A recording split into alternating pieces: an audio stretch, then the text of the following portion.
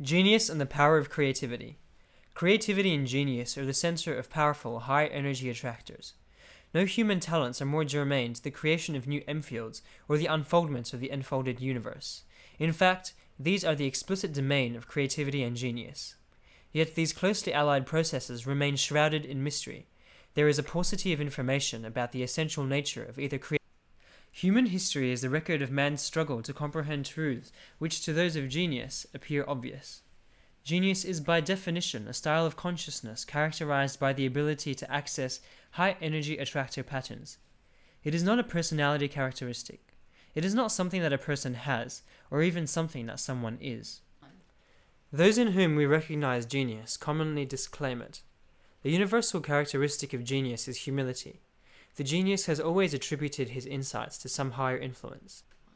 The process of animating genius most commonly involves first formulating a question and waiting an indefinite interval for consciousness to work with the problem. Then, suddenly, the answer appears in a flash, in a form that is characteristically nonverbal. Great musicians throughout history have stated that they did not plan their music, but rather wrote down what they heard, finished, within their own minds. The father of organic chemistry, F.A. Kekule, saw the pattern of the carbon ring organic nucleus in a dream. In an illuminated moment, Albert Einstein had the revolutionary insight that then took him years to translate into provable mathematics. Indeed, one of the main problems of genius is how to transform that which is perceived in one's private understanding into a visible expression that is comprehensible to others. The revelation itself is usually complete and self-explanatory to the person who receives it, but to make it so to others may take a lifetime. Genius, thus, seems to proceed from sudden revelation rather than from conceptualization, but there is an unseen process involved. Although the genius's mind may appear stalled and frustrated with the problem, what it is really doing is preparing the field. There is a struggle with reason that eventually leads, like a Zen koan, to a rational impasse from which the only way forward is by a leap from a lower to a higher attractor energy pattern. Attractor energy patterns have harmonics, as do musical tones. The higher frequency the harmonic, the higher the power. What the genius arrives at is a new harmonic. Every advance in human consciousness has come through a leap from a lower attractor energy pattern to a higher harmonic. Posing the original question activates the attractor. The answer lies within its harmonic. This is why it is said that the question and the answer are merely two sides of one coin, and that one cannot pose a question unless the answer already exists. Otherwise, there would be no pattern from which the question could be formulated. Recognized geniuses may be rare, but genius resides within all of us.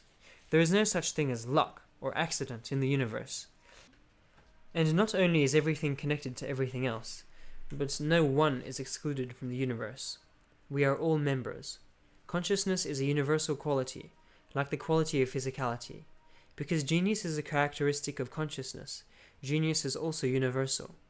That which is universal is, therefore, theoretically available to every man. The process of creativity and genius are inherent in human consciousness. Inasmuch as every human has within himself the same essence of consciousness, genius is a potential that resides within everyone. It awaits only the right circumstances to express itself. Each of us has moments of genius in our lifetimes, perhaps only known to ourselves or to those closest to us. We suddenly make a brilliant move or decision, or say exactly the right thing at the right moment, without really knowing why. Sometimes we would like to congratulate ourselves for these fortuitous events, but in truth we really do not know from whence they come. Genius is often expressed through a change in perception, a change in context or paradigm. The mind struggles with an insoluble problem, poses a question, and is open to receive an answer. The source from which this answer comes has been given many names, varying from culture to culture and from time to time. In the arts of Western civilization, it has traditionally been identified with the Greek goddess of inspiration called the Muses. Those who are humble and grateful for illumination received continue to have the capacity to access genius. Those who arrogate the inspiration to their own ego soon lose its capacity or are destroyed by their success. High power, like high voltage, must be handled with respect. Genius and creativity, then, are subjectively experienced as a witnessing. It is a phenomenon that bypasses the individual self or ego. The capacity to finesse genius can be learned, though often only through painful surrender, when the phoenix of genius arises out of the ashes of despair after a fruitless struggle with the unsolvable. Out of defeat comes victory, out of failure success, and out of humbling, true self-esteem. One of the problems in attempting to understand genius is that it takes near genius to recognize it. The world frequently fails to identify genius altogether. Society gives a claim to the work of genius without noting the intrinsic genius of its creation. Until one acknowledges the genius within oneself, one will have great difficulty recognizing it in others. We can only see without that which we realize within. In recent times, for example, Mikhail Gorbachev has been the subject of enormous worldwide attention, but the world did not really acknowledge his intrinsic genius. Single-handedly, in only a few short years, he completely revolutionized one of the greatest empires on earth, and his only sources of power were his inspiration and vision. Had the communist regime been based on power, nothing could have overturned it. Because it was based on force, it was destined to come to an end under the hand of a charismatic leader aligned with power. Genius is one of the greatest untapped resources of our society. It is no more specific than it is personal. People of great gifts not infrequently have multiple talents. A genius may be a genius in different realms and may have the answers to a diversity of problems. Society suffers a great loss because it does not know how to nurture its geniuses. They do not actually cost much to maintain. The source of genius is impersonal, and true genius is seldom interested in money or fame. But society, in fact, is often indifferent or hostile to genius. The lifestyle of those we term genius is typically simple. The genius is characterized by an appreciation for resources and the economy of ingenuity, because the genius values life and sees the intrinsic worth of all its expressions. Inasmuch as time and resources are precious, doing more than is necessary is viewed as a waste. Therefore, people of genius often lead very quiet lives and only reluctantly sally forth when there is a cause that must be supported. There is no need to get when you already have. Genius, because it is in touch with an endless source of supply, experiences only a minimum of need. Such simplicity seems a common characteristic of true success in general. The basis of this non-materiality, the seeming naivete, is radical understanding of the nature of the universe itself. That which supports life is supported by life. Survival is thus effortless, and giving and receiving are one and the same thing. Genius is notoriously interpreted as unconventionality or eccentricity. It is true that persons of genius, because of their alignment with high-energy attractors, have a different perspective on life. Therefore, things have a different significance for them. The genius is frequently inspired to intense activity by insights beyond our understanding. Genius is not stardom. Those of genius who attain prominence are a very small minority.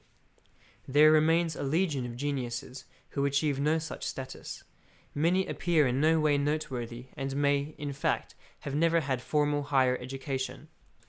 What characterizes this type is the capacity to utilize exhaustively what experience they have and to capitalize on it by the dedication necessary to reach a higher degree of mastery.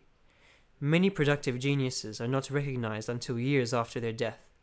In fact, the gift, or curse, of genius often brings out unfortunate consequences during an individual's earthly lifetime. One characteristic of genius is the capacity for great intensity, which is often expressed in a cyclic form. When inspired, the person of genius may work 20 hours a day to realize a solution while it is fresh in mind. These periods of intense activity are interspersed with intervals of apparent stasis that are in actuality intervals of fermentation, a necessary part of the creative process. Therefore, the personality of the genius sometimes seems to incorporate polar extremes. Geniuses understand the need for creating a space for ideas to crystallize. The stage is often set by complete distraction. Creativity occurs under appropriate inner, not outer, circumstances. We all know stories of people who have gotten to answers to complex problems while sitting in traffic on the freeway. A primary reason that so many people fail to recognize, and therefore empower, their own genius is because in the popular mind, genius is confused with a high IQ. This is a gross misunderstanding. It would be more helpful to see genius as simply an extraordinarily high degree of savvy in a given area of human activity. The misconception about IQ has arisen from the fact that many celebrated geniuses in the field of mathematics and physics indeed did have high IQs. However, in those fields, the IQ necessary to comprehend the work is a prerequisite. There are droves of non-cerebral artistic geniuses, musical geniuses, designers, and inventors, geniuses in many fields, whose talent is that of innovative creativity within specified areas. Let us remember that IQ is merely a measure of academic capacity for logically comprehending symbols and words. The values that one lives by are more definite of genius than IQ. From our studies, it appears that the alignment of one's goals and values with high-energy attractors is more closely associated with genius than anything else. Genius can be more accurately identified by perseverance, courage, concentration, enormous drive, and absolute integrity. Talent alone is not enough.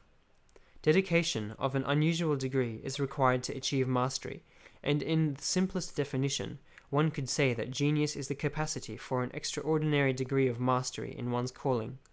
A formula followed by all geniuses, prominent or not, is: do what you like to do best, and do it to the very best of your ability.